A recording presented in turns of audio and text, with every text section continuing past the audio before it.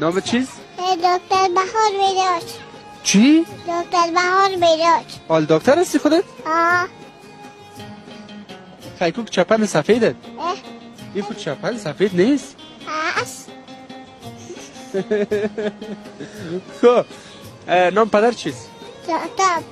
چی؟ راتب. شاداب؟ راتب. راتب؟ آفرین. پدرت دوست داری یا مادرت؟